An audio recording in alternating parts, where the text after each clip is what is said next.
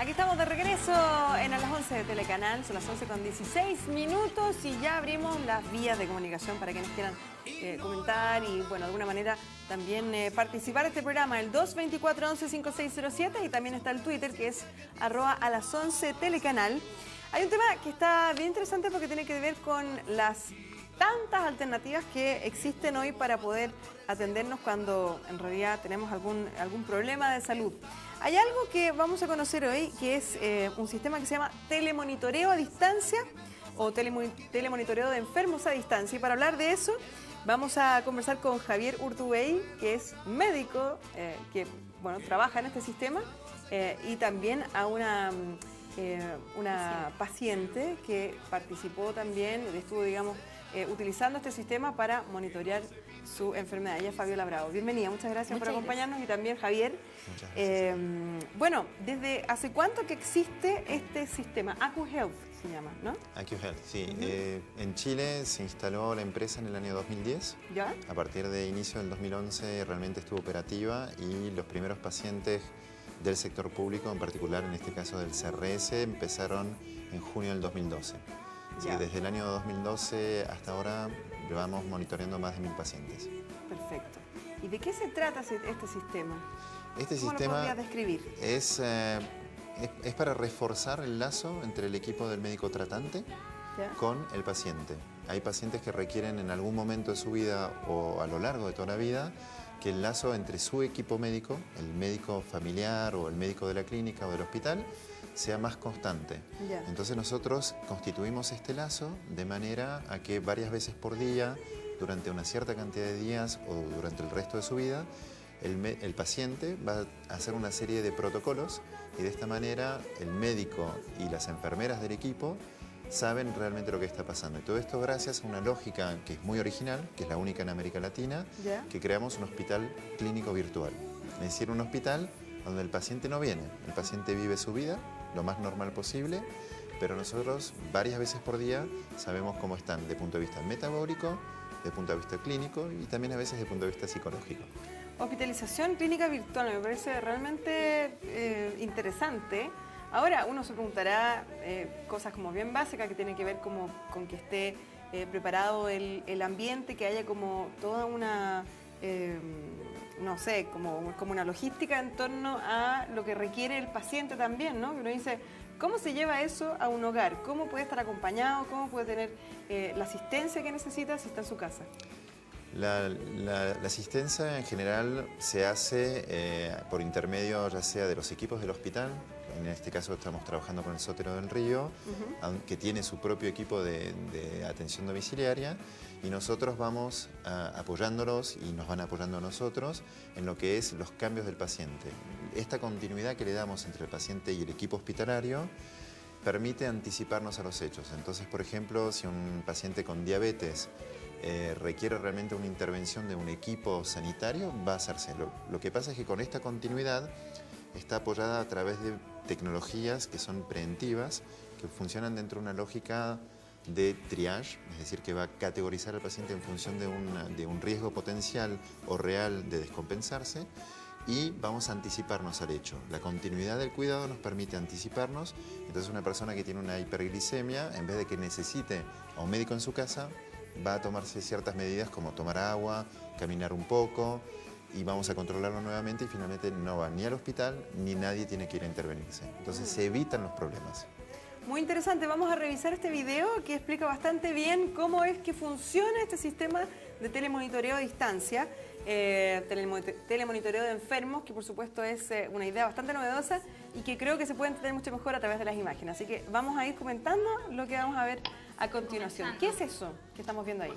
Lo que ven ahí es el monitor de telemedicina o de telesalud, que va a iniciarse automáticamente, que va a interactuar con el paciente por dos canales, ya sea por, en este caso es un tensiómetro, por un sensor biométrico, que puede ser un tensiómetro o por ejemplo un glucómetro, otros sensores que dependen de su estado patológico, y después va a intervenir también a partir de un interrogatorio inteligente, que las preguntas que le va a hacer al paciente van a depender de los resultados anteriores. Y esto permite dar muchísima más validez a la información biométrica. En este caso estamos viendo un saturómetro. Es el caso de un protocolo para un paciente con una insuficiencia cardíaca congestiva. ¿Ya? Y estos pacientes muchas veces desarrollan un edema pulmonar. Quiere decir que el pulmón se llena de agua. Perfecto. Justamente para poder evitarlo, uno ve si aumentó la tensión arterial, por eso se le tomó la tensión arterial, si le bajó la cantidad de oxígeno en la sangre, por eso el saturómetro, y ahí le empiezan a ver más profundamente si aumentó de peso. Cuando uno tiene ese edema, va a aumentar primero de medio kilo, un kilo y medio, mucho antes de tener que ir al hospital. Entonces tú puedes intervenir 2-3 días antes y evitar una urgencia vital muy importante donde la persona tiene un distrés respiratorio y puede morir. Es claramente una vía muy importante. Entonces ahí está el interrogatorio y en función de las respuestas o de los resultados se le hace ese tipo de preguntas. Estas preguntas ahora vienen preprogramadas en este dispositivo. Ahora, ¿y cómo se comunica esto con hay una suerte de central, hay médicos en línea? ¿Cómo Exactamente. El dispositivo tiene incorporado un chip de telefonía celular. ¿Ya? Lo envía y directamente toda esta información va a ser enviada al centro de monitoreo, al hospital virtual. Y en el hospital virtual están enfermeros, médicos especialistas y técnicos de enfermería que según los diferentes criterios de urgencia van a intervenir con el paciente.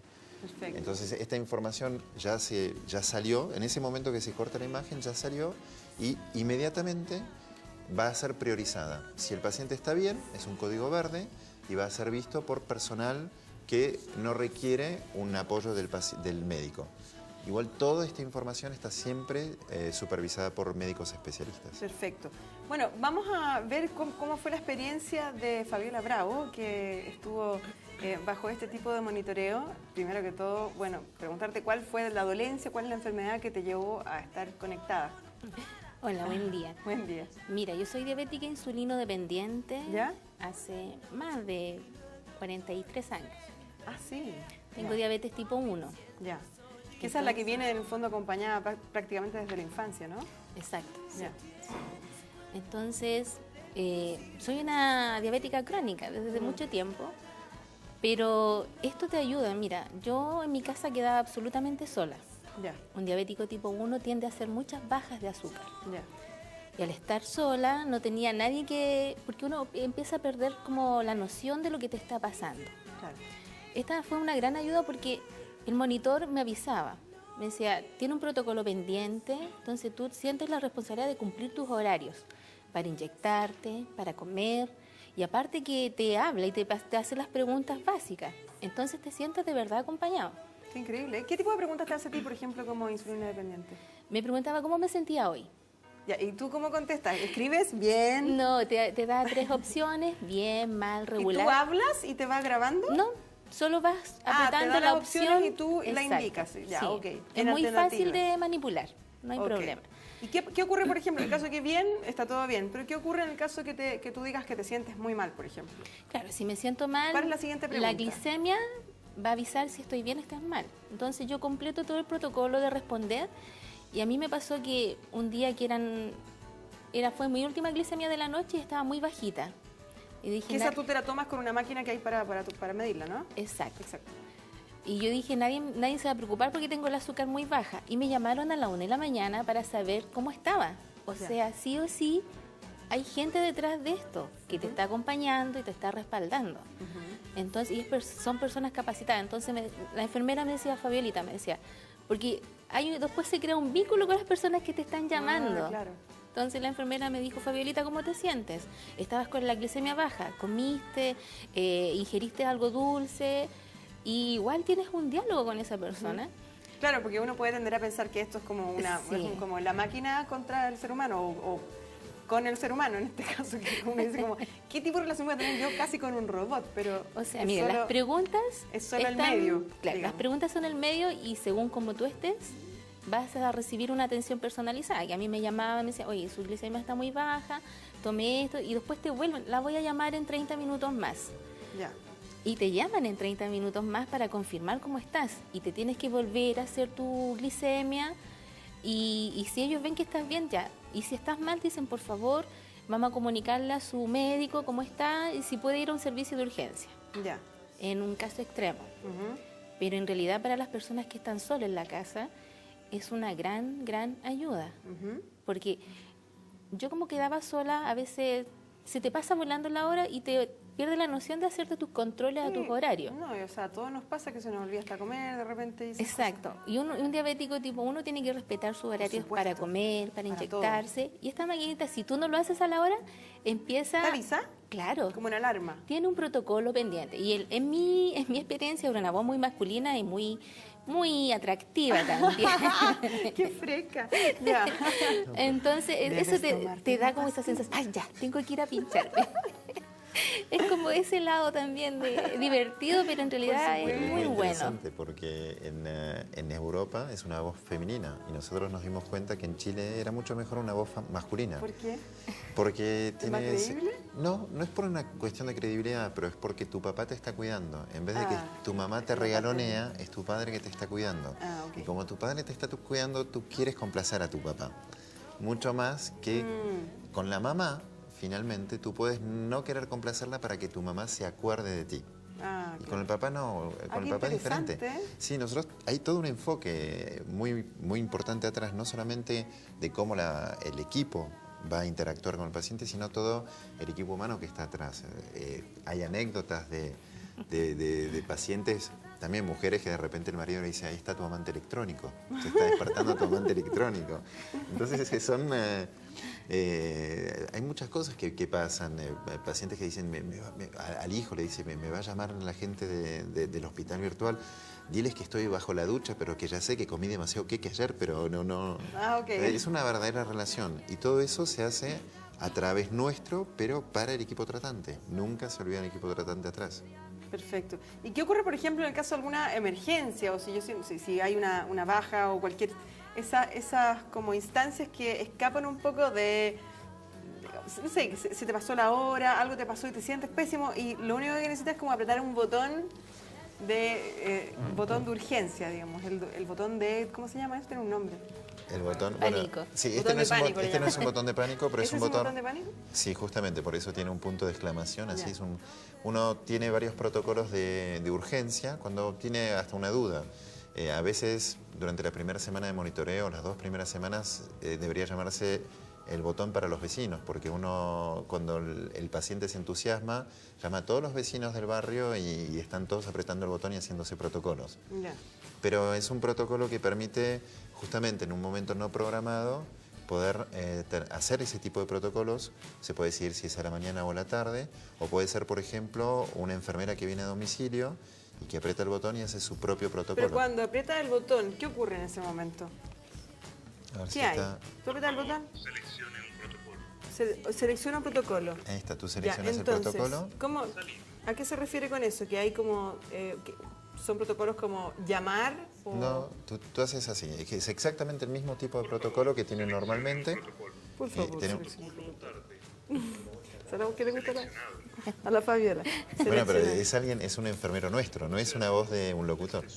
Ah, sí. Ah, es un enfermero. Acá está, mira, para que lo vean. Mira, Leito, por favor. Entonces, este es el protocolo. Esta es la I, como de información.